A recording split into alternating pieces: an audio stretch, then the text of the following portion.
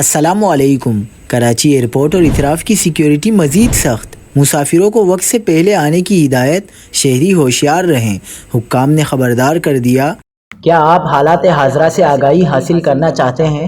خبر کے پیچھے چھپے اصل حقائق جاننا چاہتے ہیں تو ابھی سبسکرائب کیجئے دل مل پاکستان کو اور ساتھ ہی گھنٹی کے نشان پر کلک کر دیں۔ آپ کو بتاتے چلیں کہ کراچی ایئرپورٹ اور اطراف کی سیکیورٹی کو مزید سخت کر دیا گیا۔ رینجرز، پولیس اور AFC کے اضافی دستے ایئرپورٹ کی حدود کی سڑکوں پر تعینات ہوں گے۔